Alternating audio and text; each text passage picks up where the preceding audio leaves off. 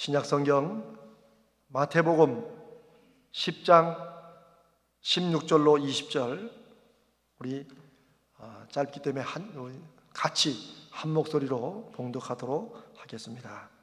보라, 내가 너희를 보냄이 양을 이리 가운데로 보냄과 같도다. 그러므로 너희는 뱀같이 지혜롭고 비둘기같이 순결하라. 사람들을 삼가라. 그들이 너희를 공회에 넘겨주겠고 그들의 회당에서 채찍질하리라. 또 너희가 나로 말미암아 총독들과 임금들 앞에 끌려가리니 이는 그들과 이방인들에게 증거가 되게 하려 하심이라. 너희를 넘겨줄 때에 어떻게 또는 무엇을 말할까 염려하지 말라. 그때 너희에게 할 말을 주시리니 말하는 이가 너희가 아니라 너희 속에서 말씀하시느니 곧 너희 아버지의 성령이시니라. 아멘.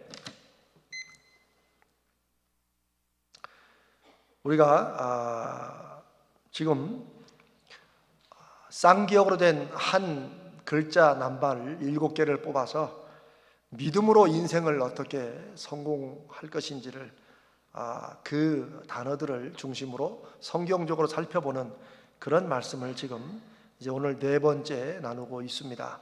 오늘은 꾀에 대해서, 지혜에 대해서 말씀을 나누고자 합니다. 국립국어원 표준대사전의 정의에 의하면 꾀는 일을 잘 꾸며내거나 해결해내거나 하는 정말 묘한 생각이나 수단을 꾀라고 합니다. 꾀는 작은 일에만 해당되는 것이 아니고 우리의 모든 것에 필요한데, 이뿐 아니라 꾀는 우리가 말씀을 나눈 것처럼 우리의 은사를 통해 꿈을 이루기 위해 꼭 필요한 자질이라고 할 수 있는 무언가를 계획하는 힘도 바로 이 꾀에서 나옵니다. 즉 목표를 위해 무엇을 어떻게 진행할 것인가를 구상하는 기획력이 바로 또한 꾀의 범주에 들어갑니다. 실제 기업의 면접에서 있었던 일이라고 합니다. 꾀가 있는가 없는가 여부가 합격을 좌우했다고 하죠. 자, 첫 번째 케이스입니다. 한 사람 한 사람 이렇게 들어오게, 이제 면접장으로 들어오게 하는데 그 문턱 밑에 종이 한 장을 떨어뜨려 놓았답니다.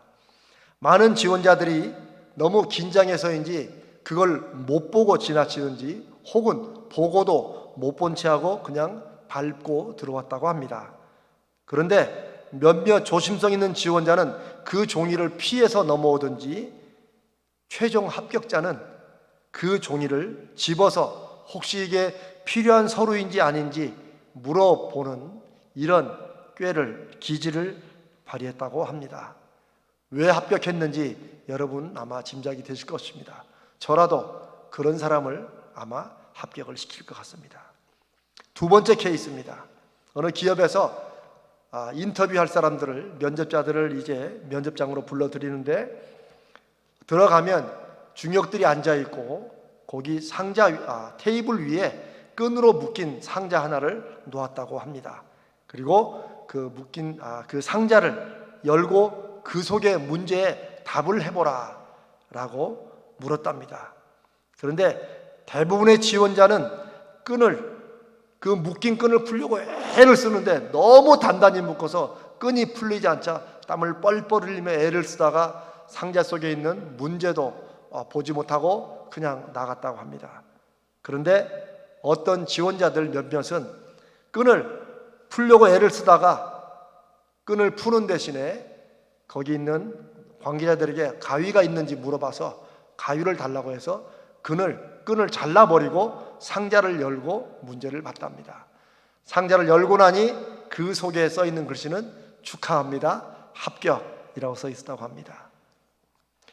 이런 시험을 한 그 회사에서는 자기들이 하는 일에는, 어떤 일에는 순서상 끝까지 풀어가야 할 것도 필요하지만 어떤 때는 과감한 결단이 필요한데 바로 그것을 테스트하기 위해서 끈으로 묶어놓고 그 끈이 얼마나 중요한가, 실은 더 중요한 건 그 안에 있는 내용물을 빨리 보는 것이기 때문에 그걸 판단하고 가위로 끊어내서 안을 본 사람에게 합격을 주었다고 합니다. 요즘에 면접이나 인터뷰를 위해서 학원을 다니는 경우도 있고, 또 특별 강사들이 소위 말하는 쪽집게 인터뷰 전략 이렇게 해서 돈을 많이 받고 하기도 합니다.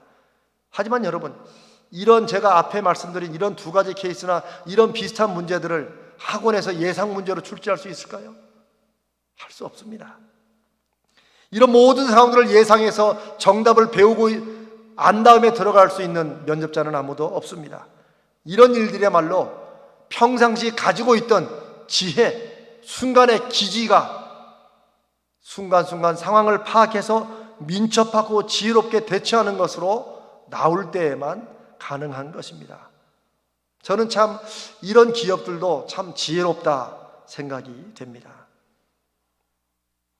지혜는 또한 우리 일상에서 우리가 실수를 했을 때에도 그 실수를 잘 넘어가고 모면하는 데 어떤 길이 되기도 합니다. 옛날에 마을에 한 여관에 두 사람이 하룻밤을 묵고 떠나면서 그 아침에 주인에게 상자 하나를 맡기면서 이 상자는 우리 두 사람이 같이 와서 달라고 할 때만 이 상자를 내주라고 부탁을 했답니다. 그런데 이 두 사람이 떠난 지 얼마 안 돼요. 그 중에 한 사람이 다시 되돌아와서 급한 일이 있다며 아까 맡겼던 그 상자를 다시 돌려달라고 했답니다. 주인이 아까 맡긴 것이라서 별 생각 없이 그 상자를 내주었습니다. 그리고 그 사람은 떠났고, 가만히 생각해 보니까 자기가 큰 실수를 했다는 것을 깨닫게 된 거예요. 분명히 두 사람이 오면 이 상자를 달라고 두 사람이 같이 부탁했는데 한 사람의 말만 듣고 상자를 내줬으니 말입니다.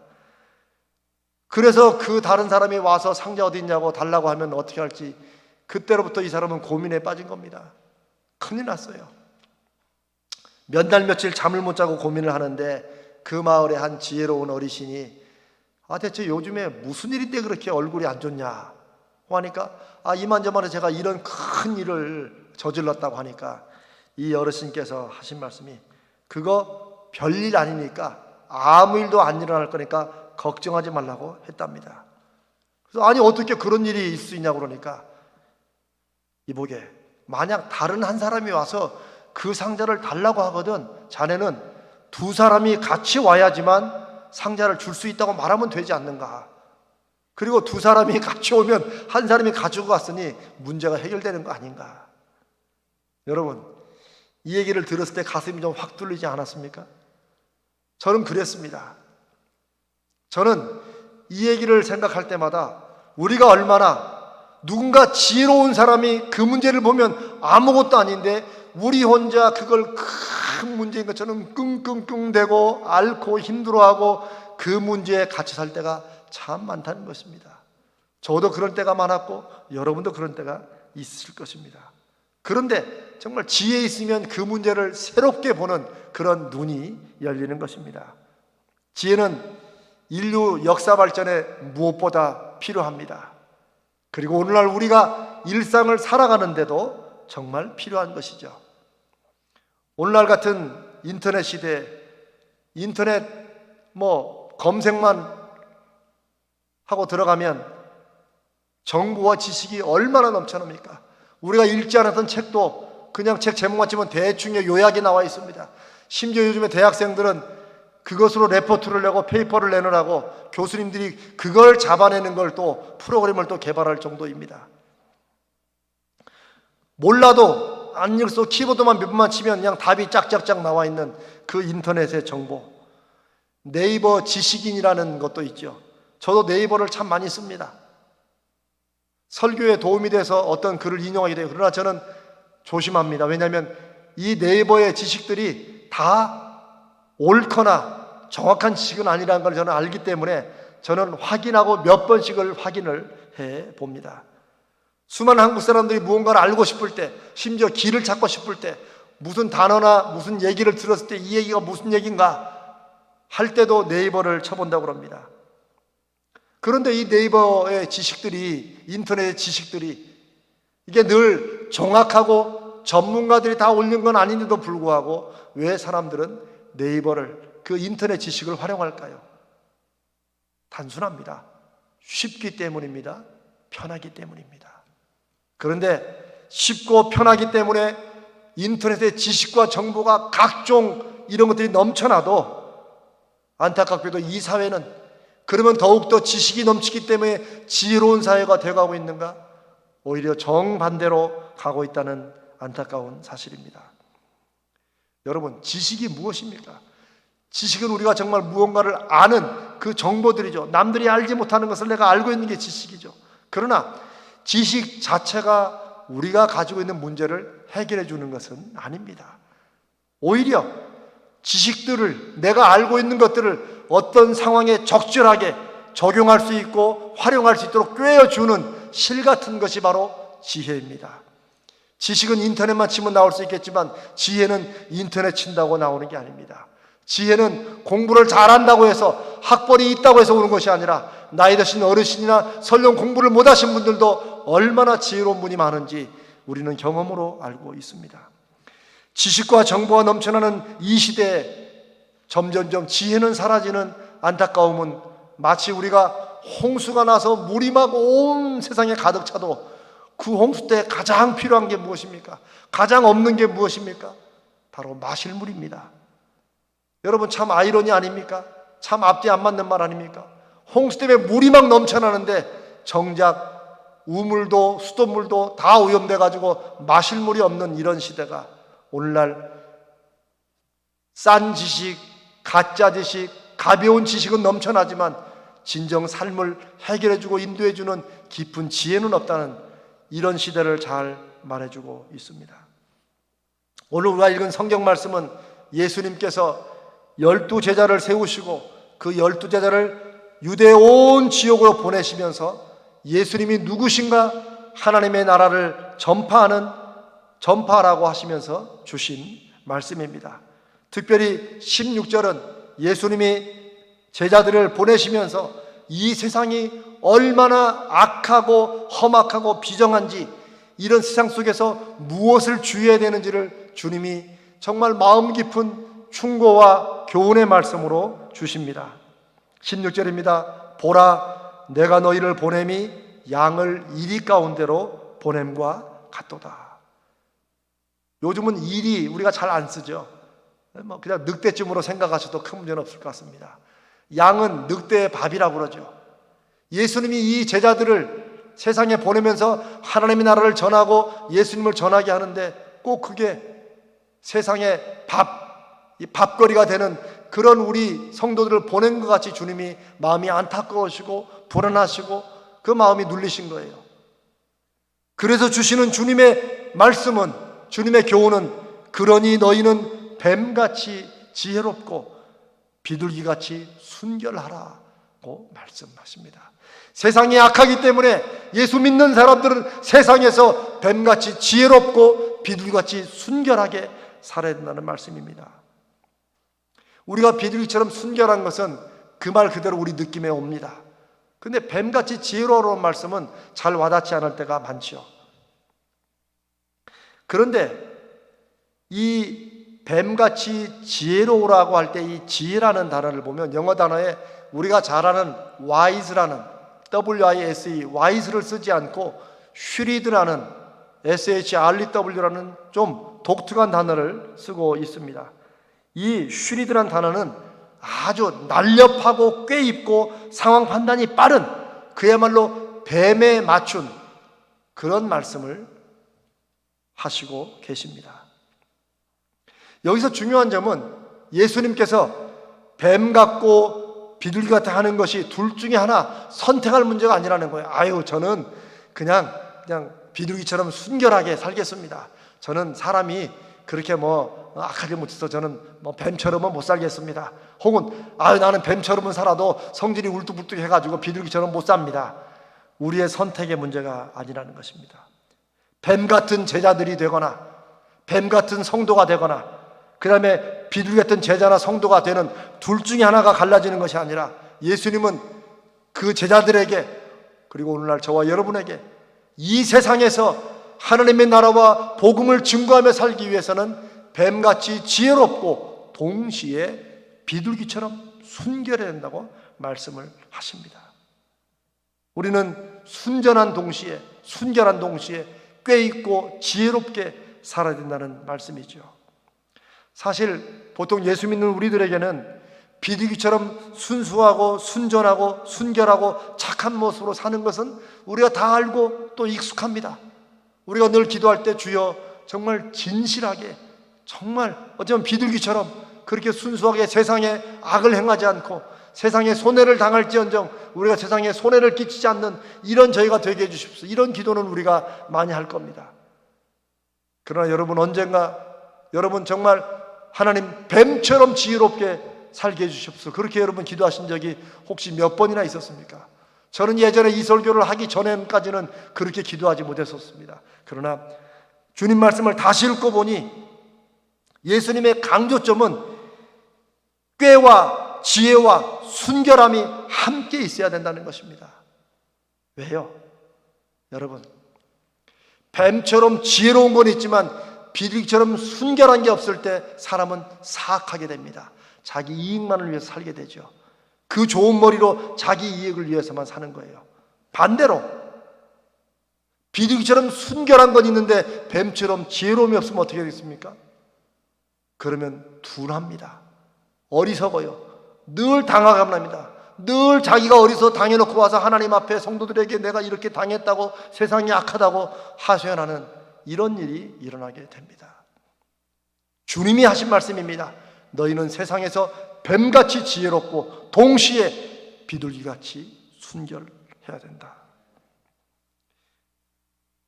미국에서 유학할 때 유학생들 사이에 아주 유명한 얘기가 있었습니다. 한참 유학생들은 가면 막 영어를 어떻게 잘하는가가 아주 핵심일 텐데, 한 유학생이 자동차에 살짝 치여가지고 넘어졌습니다. 근데 얼마나 아프고 힘들겠어요. 그때 교통경찰이 다가와 물었답니다. Hey, are you okay? How are you? 그랬더니 이 친구가 아픔을 참으며 하는 말이 I'm fine, thank you, and you. 그랬답니다. 요즘은 영어책이 바뀌어서 그런지 모르지만 우리 어렸을 때는, 저는 지금도 앞부분을 기억합니다. 중학교 1학년 영어책 굿모닝 미스터 베이커, 굿모닝 짐, how are you? Fine, thank you, and you. 우리는 누군가가 영어로 how are you를 물어보면 fine, thank you, and you라고 대답해야 된다고 영어를 배웠습니다.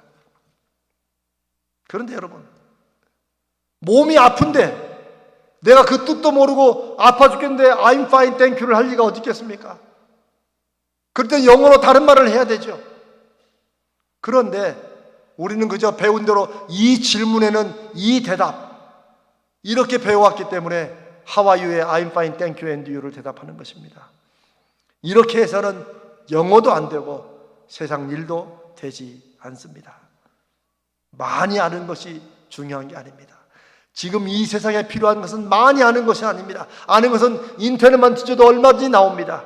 더 중요한 것은 알고 있는 것을 제대로 정확히 알고 있느냐, 그리고 그 알고 있는 것을 내 문제와 상황과 하는 일에 적절하게 응용하고 맞출 수 있는 그런 꾀와 지혜가 있느냐 하는 것입니다. 교육이 잘못되면 아이들에게 지식과 정보는 심어주지만 지식과 정보를 활용하는 지혜는 심어주지 못하는 것입니다. 저는 적어도 우리 가자제일교회 우리 아이들은 지혜 있게 꾀를 가지고 학교에서 배운 것을 마음껏 활용하며 살아가도록 저는 가르쳐야 된다고, 저는 그렇게 확신하고 지금 그 일을 준비하고 있습니다. 많은 경우에 우리는 하나님의 말씀대로 사는 것을, 성경을 그냥 우리 현실의 상황에 그대로, 말씀을 하나도 안 틀리게 그대로 적용하면 되는 것으로 그렇게 또 오해하기도 합니다. 물론 그런 말씀도 있지만 어떤 말씀은 그대로 적용하면 안 되죠. 저는 한참 예전에 중학교 고등학교 때는 누군가가 오른뺨을 치거든 왼뺨을 돌려더라, 이 말씀의 설교를 우리 전사님들과 목사님들께 참 많이 들었어요. 그때는. 요즘은 이런 설교하는 분들이 거의 없던데. 근데 여러분, 진짜 누군가 화나서 오른뺨을 쳤는데 거기다 또 왼뺨을 돌려대면 그 사람이 인격자다 이러고 풀고 넘어갑니까? 저는 실제로 해봤어요. 어렸을 때 정말 이 말씀도 해본다고. 그러다 더 두드려 맞았어요.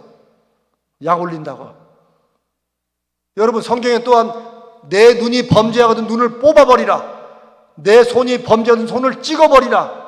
우리 중에 정말 눈을 뽑고 손을 찍어내는 사람이 어디 있어요? 그러니까 어떤 말씀은 자기가 그 말씀대로 그대로 하고 어떤 말씀은 안 하고 임으로 하면서도 어리석게 특별히 다른 사람을 공격하고 비판할 때는 이 말씀이 있는데 왜 이대로 하지 않느냐라고 목소리를 높이죠. 그건 좋은 믿음도 아니고 건강하고 바른 믿음도 아닙니다. 하나님 말씀대로 산다는 것은 그 말씀을 문자 그대로 하는 것이 아닙니다. 우리가 하나님 말씀대로 사는 것이 다른 사람들 눈에, 특별히 세상 사람들 눈에 어리석고 상황 판단도 못하는 답답한 사람이 되라는 것이 결코 아닙니다. 그게 예수님이 뱀같이 지혜롭고 비둘기같이 순결하라고 동시에 그것을 그렇게 살아야 한다고 주시는 말씀의 이유입니다. 제가 아는 한 아이가 공부를 참 잘했습니다. 특별히 수학에 아주 영재라고 할 만큼 아주 뛰어난 아이였어요. 그런데 그 부모는 찾아와서 자식 걱정을 하는 거예요. 큰일 났다고. 왜 그러냐고 그러니까 이 아이가 너무 성적이, 특별히 수학 성적 같은 게 너무 들쑥날쑥한다는 거예요. 잘할 때는 뭐 남들 아무도 풀지 못하는 걸 다 맞춰서 1등이 되는가 하면 어떤 때는 그냥 전혀 바닥을 친다는 거예요. 시험 준비를 열심히 하는데 불구하고 성적이 들쑥날쑥이라는 거예요. 왜요? 그날 그 시험 문제에 출제하는 방식에 따라서 성적이 올랐다 내렸다 한다는 거예요. 그래서 그게 무슨 말씀이냐 그랬더니 가령 수학시험을 보는데 여러분 수학시험 보면은 뭐 1번이 좀 쉽고 그러나 앞에 1번부터 저 20번까지 있으면 앞부분은 쉽고 점점 갈수록 어렵고 제일 20번이 제일 어려운 문제고 이런 거 없잖아요. 어떨 때는 전체 시험에서 제일 어려운 문제가 5번, 6번에 올 수도 있고 뒤에도 있을 수도 있고 어떨 때는 1번에 또 와 있을 수도 있죠. 그럼 여러분 어떻게 하십니까? 어려운 문제가 있으면 당연히 이건 나중에 풀기로 하고 다음으로 넘어가잖아요. 다 풀고 시간 남으면 그걸 푸는데 이 아이는 그걸 못하는 거예요. 무조건 1번부터예요. 그래서 우연히 시험 문제가 1번부터 마지막으로 갈수록 어려운 문제라면 얘는 남들이 어려워하는 문제에 다 맞춥니다. 그런데 앞부분에 어려운 문제가 있으면 그 문제에 매여서 다음으로 넘어가지 못하고 시간을 다 쏟아버리라고 그 문제는 풀었지만 뒤에 나머지 15개, 16개를 못 맞추는 거예요. 이러니 성적이 선생님이 어려운 문제를 앞에 내주면 성적이 바닥을 치고 어려운 문제를 뒤에 내면 성적이 올라가고 제가 그 부모를 만나 나중에 그 아이를 만나서 제가 이렇게 얘기도 해주고 상담도 해주고 이래서 조금 뭐 도움이 됐다고는 하지만 결국 문제는 무엇입니까? 이 문제를 놓고 기도한다고 하면 여러분 우리는 어떻게 기도하겠어요? 하나님 아버지 이번에 우리 선생님들이 어려운 문제를 뒤로 내게 해 주시옵소서. 우리가 이렇게 기도해야 됩니까? 아니죠. 우리는 다 압니다. 우리가 어려운 문제는 잠깐 뒤로 미루고 다른 것부터 풀어가면서 또 다른 기회에 그 문제를 풀어야 된다는 걸 우리가 시험에는 알면서도 우리 인생에서는 어떤 문제가 하나 닥치면 그 문제가 내 인생의 모든 것을 망칠 것처럼 거기에 매달려서 하나님도 없고 믿음도 없고 내 삶을 그 문제에 올인해버리는 이런 경우가 있다고 하는 것입니다. 어린아이만 그런 게 아니고 우리도 인생을 그렇게 살 때가 많죠. 그때 우리는 하나님 앞에 이 문제가 해결 안 되면 죽을 것처럼 말하지만 우리는 압니다. 그런 문제들이 우리의 기도 제목이 수없이 많다는 것을. 저는 여러분의 문제가 아무것도 아니라고 드리는 말씀이 아닙니다. 저도 그런 문제를 가지고 있고 여러분도 가지고 있습니다. 다만 우리는 하나님 앞에 내 고집을 부리며 이 문제에 매여 있을 것인지 아니면 성령께 지혜를 구하며 우선 다른 쪽의 일들을 해나가면서 하나님이 열어주실 기회로 다시 볼 수 있는 기회를 만들든지 그것은 우리에게 무엇이 먼저 고쳐져야 되는가 하는 것을 말해 주는 것입니다. 이런 게 지혜라는 것이죠. 당연한 것이지만 우리는 때로는 우리 문제에 겹치면 그 당연한 지혜와 꾀조차도 없이 그저 어린아이처럼 그 문제에 매여서 모든 것을 놓치는 이런 삶을 살기 쉽다는 것입니다. 지혜롭게 사는 것은 뱀처럼 지혜롭게 사는 것은 그렇게 멀리 있지도 않고 어렵지도 않습니다. 저는 무엇보다도 가장 실제적으로 마음과 생각의 유연성을 가지는 것이라고 저는 그렇게 확신합니다. 내 스타일이나 내 방식을 고집하는 사람 중에 저는 지혜로운 사람을 보지 못했습니다. 뚝심은 있겠지만 그러나 지혜는 그렇게 얻는 것이 아닙니다. 지혜가 있다는 것은, 꾀를 가지고 산다는 것은 마음과 생각의 유연성을 좀 가지는 것입니다. 제가 유연성 하면 생각나는 얘기가 있습니다. 오늘은 제가 여러분에게 얘기를 좀 많이 해드립니다. 예전에 가로수를 정리하는 트럭을 본 적이 있습니다. 우리 한국에도 그런 트럭이 아마 있겠죠. 위에서 가로수에 이렇게 전기톱으로 나무 둥치를 잘라내고 아래 떨어뜨리면 아래에 그 트럭 뒤에 톱니바퀴가 큰 게 2개가 있어가지고 그 사이로 집어넣으면 돌아가면서 그 나무를 잘게 썰죠. 나올 때는 톱밥으로 나옵니다. 그러면 톱밥으로 나온 것을 또 다시 그 나무들 위에 이렇게 거름대라고 이렇게 뿌려줍니다. 저는 그게 얼마나 신기했는지 몰라요. 쭉 가면서 딱 씁니다. 그러면 나무를 착착 이렇게 잘라가지고 뒤로 집어넣으면 윙 돌아가가지고 톱밥이 나와서 거기 싹 뿌려주고, 얼마나 그 구경하는 게 재밌었는지 몰라요. 그런데 어느 때는 이 너무 굵은 궁치가, 그 톱니바퀴 틈보다 훨씬 굵은 둥치가 뚝 떨어진 거예요. 그래서 저는 야, 저건 어떻게 할까? 저거 들어가다가 끼면 나무가 튕겨 나오든지 아니면 톱니바퀴가 망가지든지 둘 중에 하나 아닙니까? 그래, 야, 저런 굵은 건 어떻게 하나라고 봤는데, 신기한 일이 일어났습니다. 이 굵은 그 나무 둥치를 그 톱니바퀴에 딱 넣자마자, 마치 여러분 혹시 그 TV에서 뱀이 자기 입보다 큰 염소 삼키는 거 보셨어요? 네, 뱀이 꿀떡꿀떡하면서 이 턱을 벌리죠, 이렇게. 그렇죠? 턱을 벌려서 그 돼지나 염소를 속으로 밀어넣습니다. 이 탄탄한 강철로 된 이 톱니바퀴가 그 나무 둥치를 밀어넣으니까 이게 스프링이 달려 스스로 그 둥치에 맞게 이렇게 여는 거예요. 이렇게 사이를 열어가지고 그 둥치만큼 딱 열어서 그걸 받아들여서 안에서 잘라내는 거예요. 참 신기했고, 저는 그걸 보면서 저게 생각과 마음의 유연성이다 라고 저는 깨달았습니다. 유연성이라는 게 이럴 때는 이 말하고 저럴 때는 저 말하고 그거 아닙니다. 분명히 자기의 주관을 가지고 있습니다. 그러나 내 생각과 틀린 사람의 생각도 그냥 일단은 들어주는 겁니다. 요즘 시대의 문제는 무엇입니까? 내 생각과 다르면 둘 중에 하나는 맞고 틀리고로 그 생각을 튕겨내든지 내가 망가지든지, 그게 요즘 한국 사회가 보여주는 소위 좌든 우든 진보든 보수든 이쪽이든 저쪽이든 갈라져 싸우는 게 그거 아닙니까? 서로 얘기를 듣지 않아요. 그러나 마음의 유연성은 무엇입니까? 내가 그 얘기를 들어준다고 내 생각이 꼭 바뀌는 것도 아닙니다. 또 어떨 때는 내 생각이 잘못됐다는 것을 다른 생각, 다른 관점에 의해서 그게 발견될 수도 있는 거 아닙니까? 더군다나 여러분, 더 중요한 것은 우리는 성령의 음성을 듣고 사는 사람들 아닙니까? 그런데 성령의 음성을 듣고 그 말씀에 우리의 삶을 돌아보는 우리들이 내 생각을 톱니바퀴처럼 딱 고정시키고 있으면 성령께서 새로운 길로, 새로운 말씀으로 눈을 열어주신다 한들 내가 받아들이지 않기 때문에 어떻게 하나님의 말씀이, 그 능력과 은혜가 우리 삶에 역사할 수 있겠습니까? 그러니 믿음이 좋은 사람들은, 믿음으로 산다는 것은 내 원칙과 내 고집을 주장한 채 하나님이 나한테 맞추는 것이지 이런 자세로 사는 것이 아닙니다. 나는 꿈쩍 안 하고 다른 사람이 바뀌길 바라는 기도만 하는 사람은 하나님의 기도 응답을 늦게 받을 것입니다. 언제 받을까요? 내가 바뀌어야 되는구나 하는 것을 아는 순간 기도 응답을 받을 것입니다.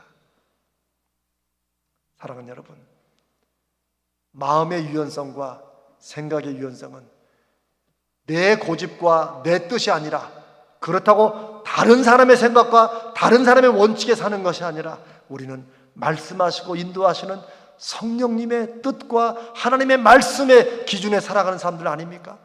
예수 믿고 그렇게 산다는 것은 우리가 마음의 유연성을 가지고 하나님이 말씀하실 때 언제라도 아멘하고 받아들이며 내 삶의 잘못된 부분, 부족한 부분, 틀린 부분을 새롭게 하고, 또 내가 하나님 말씀에 맞게 사는 것은 더 힘을 내어서 모든 것을 소화하고 갈아내버리는 이런 믿음으로 사는 것이라고 믿습니다. 흔히 말합니다. 진리는 타협할 수 없다고. 맞습니다. 진리와는 진리가 아닌 것과는 진리는 타협할 수 있는 게 아니죠. 그러나 여러분 솔직히 돌아보십시오. 한국교회가 수없이 많은 갈등과 분열을 겪어왔는데 얼마나 진리 문제 때문에 갈라지고 다투었습니까?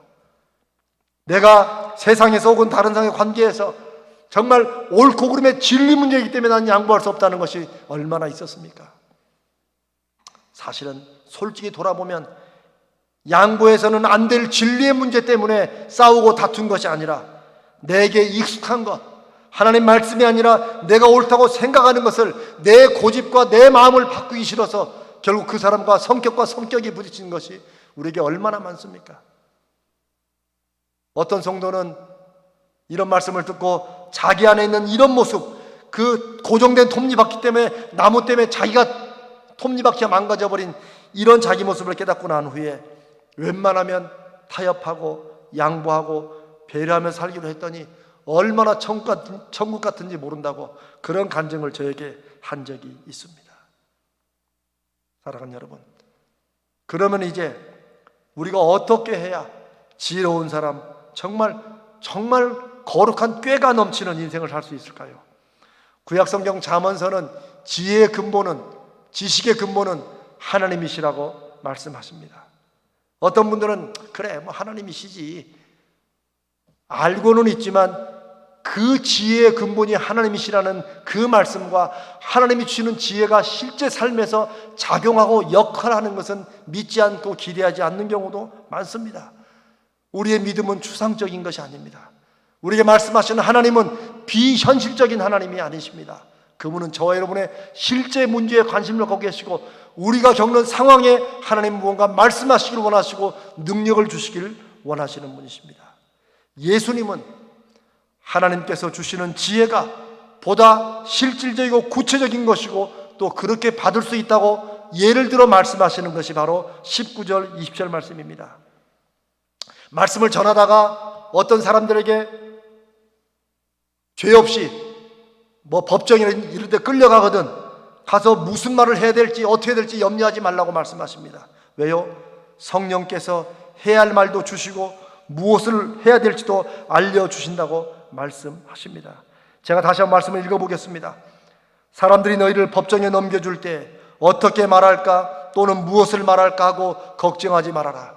너희가 무슨 말을 해야 될지 그때의 지시를 받을 것이다. 말하는 이는 너희가 아니라 너희 안에서 말씀하시는 아버지의 성령이시다. 제가 세번역 성경으로 읽어드렸습니다. 아버지의 거룩하신 영이신 성령께서 저와 여러분 안에서 말씀하시고 지시를 해주신다는 거예요. 이보다 더 구체적이고 더 실질적인 인도가 어디 있습니까? 여호와를 경외하는 것이 지식의 근본이라는 말씀을 우리는 수없이 들었습니다. 그런데 그 하나님의 지식과 지혜는 어떻게 나타납니까? 우리 가운데 살아계시는 성령을 통하여 성령님이 말씀도 해주시고 지시도 해주신다는 것입니다. 우리가 금요 기중기마다 성령에 민감해야 된다, 성령에 충만하자고 하는 이유가 성령은 지혜의 영이시고 우리를 알지 못하는 것을 깨닫게 해주시고 보게 해주시는 분이기 때문입니다. 우리를 지혜롭게 해주시고 우리에게 지혜의 말씀을 해주시고 지시하신다는 것은 정말 엄청난 약속입니다. 그 약속은 2000년 전 12제자에게만이 아니라 오늘 우리에게도 성령으로 동일하신 성령이 역사하시는 줄로 믿습니다. 그게 믿음의 힘이고 그게 믿음의 능력이고 그게 교회가 교회다운 일이고 교회되는 일입니다. 하나님께 기도해서 하나님 주신 지혜로 지금도 말씀하시고 인도하시는 성령을 통해 문제를 해결하고 새로운 아이디어를 얻고 길을 발견한 성도들의 수없이 많은 기막힌 간증들은 제가 이 시간 다 말씀드릴 수 없습니다. 제가 그 중에 하나만 말씀을 드리고 말씀을 마치도록 하겠습니다.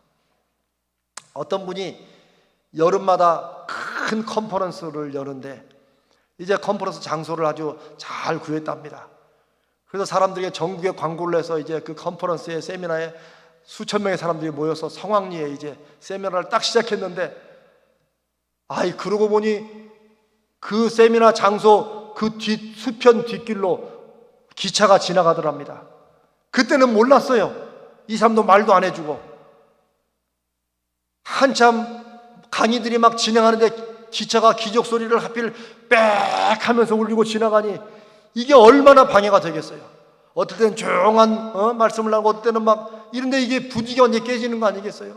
그렇다고 장소를 지금 와서 바꿀 수도 없고 그래 이 주치자가 너무나도 힘들어서 하나님 앞에 기도를 했답니다. 하나님, 지혜를 주십시오. 이거 어떻게 해야겠습니까? 그때 하나님께서 아이디어를 번쩍하고 떠올려 주셨답니다. 그래서 이분이 말하기를 모든 강의와 강의실에 특별 광고를 내서 이제 앞으로 기차 소리가 빽 하고 울릴 때마다 우리 강의를 잠시 1, 2분 중단하고 우리 서로 박수치고 환호하면서 서로를 축하해주고 축복해주고 어디서 왔는지 새로운 사람과 만나서 인사하는 시간을 가집시다. 그랬던 거예요. 참 엉뚱한 거죠. 그런데 그 다음부터 기차 소리가 빽 하고 울리면 사람들이 강의를 잠시 멈추고 서로 악수하고 막 환호를 치면서 박수치면서 어디서 오셨냐, 나는 누구다, 이렇게 인사를 하는 1, 2분 정도의 시간을 가지게 되었답니다. 그러고 나니까 이 기차 소리가 이제는 그 세미나를 방해하는 회방 소리가 아니라 그 세미나와 수없이 많은 강좌들의 활력을 넣어주는 활력소가 되었답니다. 더군다나 강의가 좀 졸리고 이렇게 힘들 때쯤 되면은 또 기차 소리가 올 때가 됐는데 이런 예상도 해가지고 사람들이 그때 딱 울리면 또 와 하고 박수치면서 환호해서 이전에 어떤 장소에서 했던 세미나보다도 그 세미나가 대성황리에 마쳤다고 하는 간증을 제가 들은 적이 있습니다.